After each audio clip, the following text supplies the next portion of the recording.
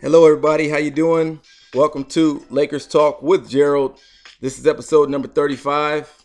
We're gonna talk about some things. YouTube video number 15. But we have a few things to get into this morning. It's not gonna be a long episode, but we got to talk about some news. This is Wednesday, February the 6th, and the trade deadline is one day away. We've already had a trade. So we're going to get into, first of all, we're going to talk about the Lakers game last night. They played the Indiana Pacers. Yeah, if you didn't watch it, yeah, we'll talk about that. Lakers game versus Indiana. We're going to talk about there was a trade. Lakers did make a trade last night. There's also the Clippers made a trade. We're going to discuss that and how that affects the NBA. And then we're going to look at what's to come for this trade deadline of, the 7th. Usually a lot of action happens this last day before that. Okay, so first things first, Lakers played Indiana Pacers amid all the rumors of how much we've been trying to put up to get Anthony Davis. Rumors that we pretty much put the whole team on the trading block. Everybody from Lonzo, Ingram, Kuzma, Rondo, Stevenson, Ivica Zubac, Josh Hart. Pretty much the entire roster has been rumored every day. There's a different combination of the entire team plus multiple draft picks, first round and second round. And especially for young guys that hasn't gone through this in the NBA, most of the Lakers' young guys, they've been with the Lakers their entire 1, 2, 3 year career. And that's not a long time. So during that time, they've been the focal point of the Lakers and building around them. And that was what it was about, that we're going to grow our young core. And so now all of a sudden you have LeBron, and then we're trying to get Anthony Davis, and each one of their names cumulatively haven't been put up for these, saying the Lakers are trying to, Magic is offering all these people up. So that's got to make you feel some kind of way. That's got to make you maybe not feel loyalty, not really feel enthused to want to really come out and play hard. When it's for sure that the Lakers want to give you up, have been begging to give you up. Because that's basically what the Lakers have been doing, the Magic has been doing. Pelicans just been sitting back, and the Lakers like, here, take this. What about this combination? No? Well, okay, what about this? I'm going to add a little more. And the Pelicans not saying a word, and, well, you don't want that? How about this? Take this other offer. And that's how it's been seeming like we have just been not even hiding the fact that we really, really, really, really, really, really want Anthony Davis, and we're willing to give up the farm, the house. I think they even agreed to maybe give him some of the art championships banners or something. I mean, the Staples Center might be next offered in the offer. So man, so I said all that to talk about why, the Lakers last night, why players might not have really been showing a lot of motivation, knowing that this team is probably going to get rid of them in the next day or so. So the Lakers got blown out by the Indiana Pacers at Indiana. This is with LeBron James back. This is LeBron James' second game back playing. They got blown out by 42 points. I mean, it started off right from the start. They just came in immediately. This other team, they have a guy. He just scored 10 straight points by himself. The Lakers were down 10-2, and it was just they never looked back from there. The Lakers, it really looked, man, it didn't look good at all. There was a film capture of LeBron during the blowout at the end of the game, sitting at the farthest end of the bench, like 3 empty chairs, like 4 seats away from the closest Laker. And so a lot of people believe that's not a good sign. They said a picture speaks 1,000 words. I don't really know exactly what was going on there. It just happened to be people just got up at that point to go in the game. You got to think about it. All it takes is a 1-second capture. I didn't know if, maybe they just substituted some people in, and then though they were sitting in those 3 seats, I don't know. I can't speculate exactly, but that's what happened. A lot of people on Twitter, I saw a lot of tweets, people just, oh, that's no type of leader. Oh man, they were right about LeBron's toxic environment, blah blah blah blah blah blah. But they were referring to how, you know, everywhere LeBron goes, there's all these trades. They swap out the whole team. They do this, they do that, and they blame it on LeBron James directly. Like, he is directly said to Magic, trade this whole core, put up everybody on the trading block to get Anthony Davis. That's, you know, I'm sure he didn't say that. A lot of people assume that. Magic and Rob Pelinka are just doing what we all would do as a businessman. They're trying to get one of the top 5 best, top 10 best players in the NBA.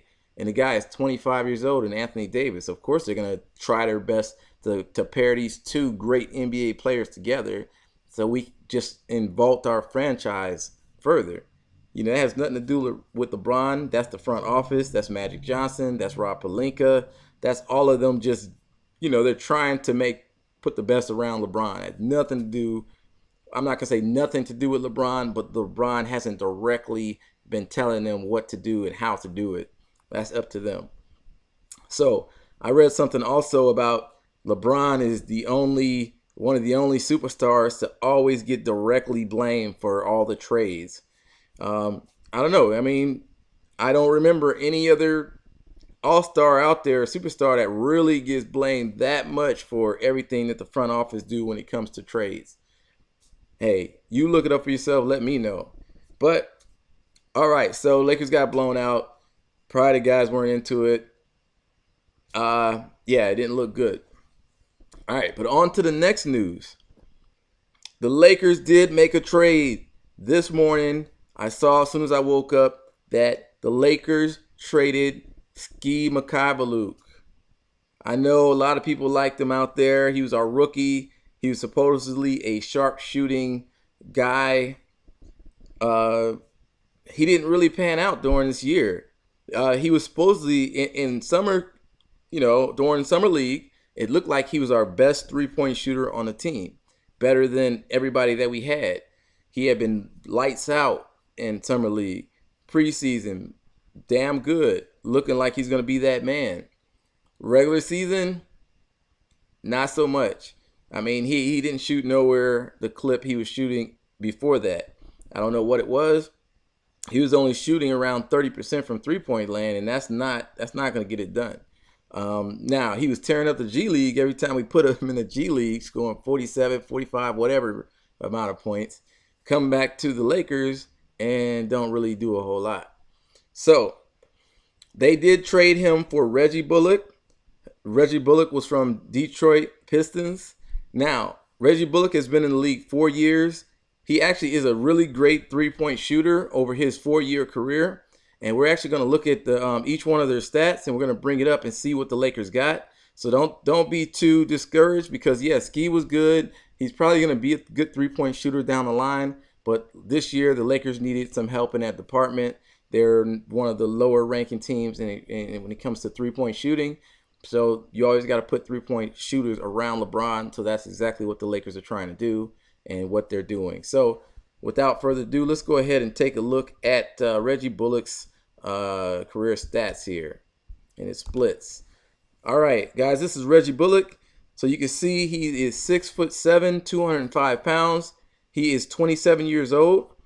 He came out in the 2013 draft. It was picked 25th overall by the Clippers. So this is actually his 5th year in the NBA. So a correction on that.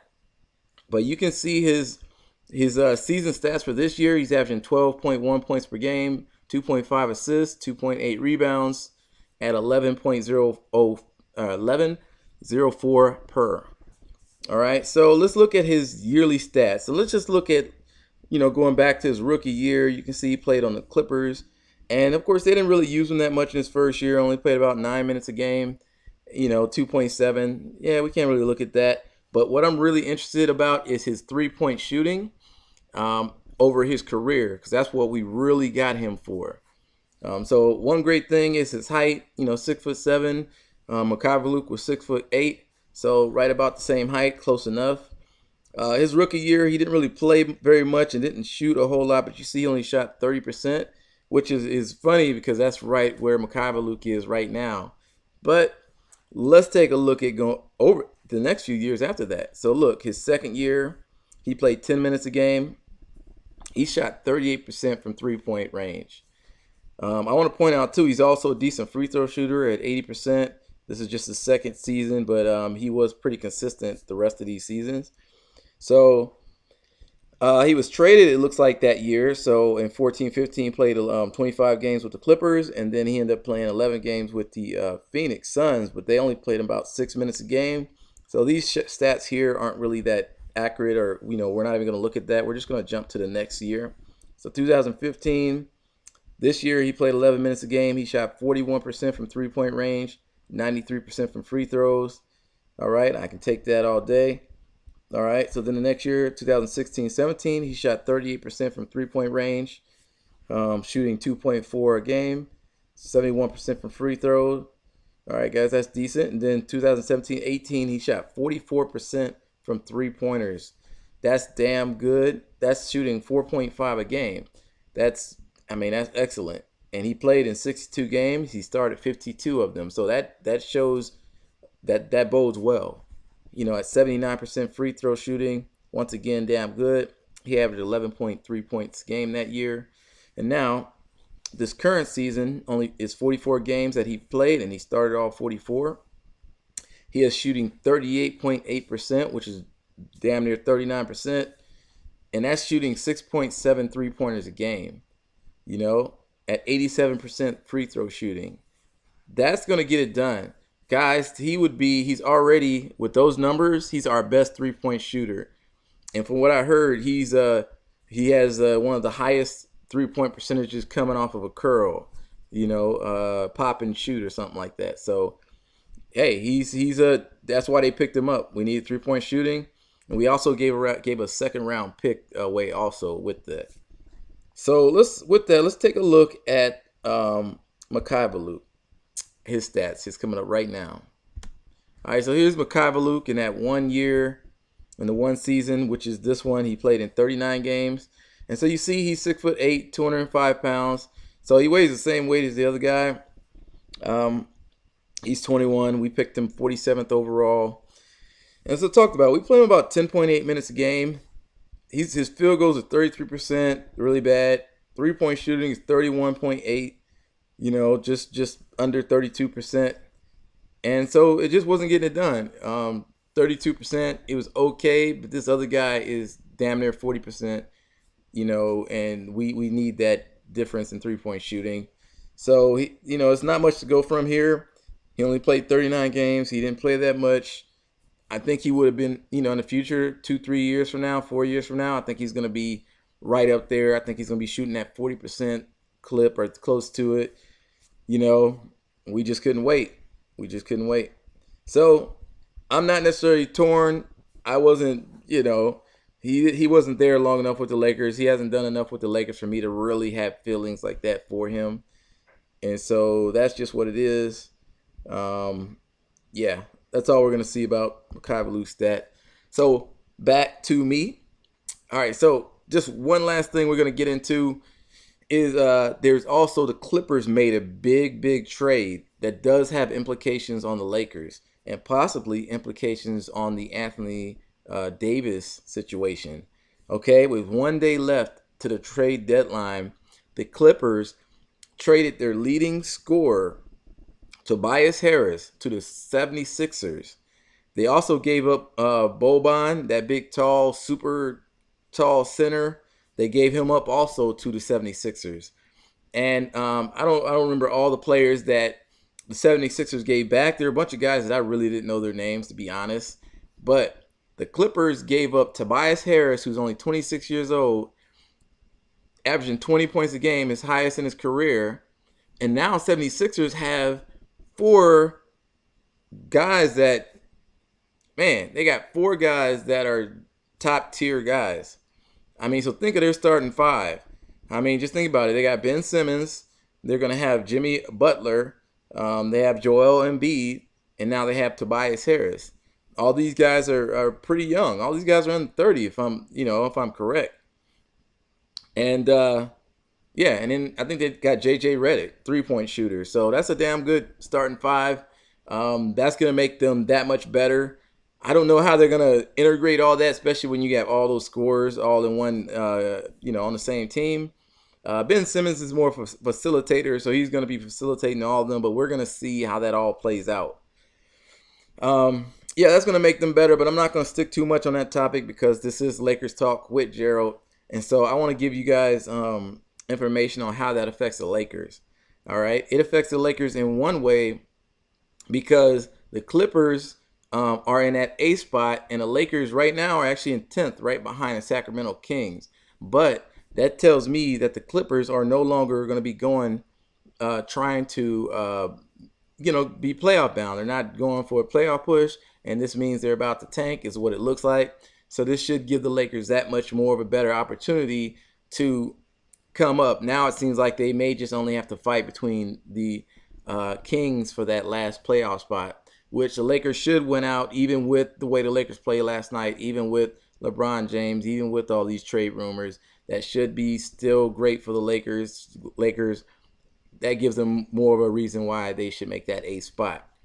The other implication it can have on the Lakers is it can affect the Anthony Davis trade. How, you ask?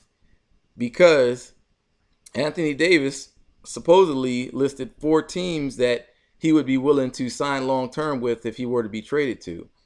Of course, the Lakers were top of that list, but then there was 3 other teams, and so I think it was it was the other 3 teams were Milwaukee Bucks, New York Knicks, and then the Los Angeles Clippers.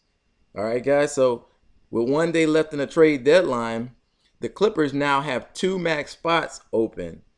That can look real good to some people. Now, of course, they traded away their biggest asset, so that's the other part of it. A lot would say, like, okay, now what do the Clippers have that New Orleans Pelicans would want? Yeah, I mean, that's a good argument. So maybe that made it easier for the Lakers, but that's not good when it comes to the offseason when they're going to be able to sign 2 max players just like the Lakers, may even actually have more money than the Lakers to offer. So now the Kawhi Leonards, the Jimmy Butlers, the Kevin Durant's, the Klay Thompsons, all these guys are going to be available. So it's going to be a wild, wild west. We're going to see how things play out. So that's the latest news, everyone. I just wanted to get on here, let you guys know what's going on. We still have 1 more day. We still could somehow, by the end of the day tomorrow, could be a whole new team for the Lakers. We could have Anthony Davis, and then it would be a sad day. It would be a bittersweet day, actually. I mean, I would be happy, but then I would be sad because then we would have lost our entire young core and half of our team. And I really wanted to see how they were going to either blossom or see how their career was going to go. Now I'm going to have to watch from afar, just like I kind of, with D'Angelo Russell. I kind of watched from afar, and I was like, man, that guy's good. He's going to be something one day. What if he was still on the Lakers? But it is what it is. No reminiscing, at least not too much. This is Lakers Talk with Gerald, episode number 35, YouTube video number 15. Thank you guys for joining me. Please subscribe down there. YouTube videos, watch, follow, all that good stuff. I am officially out.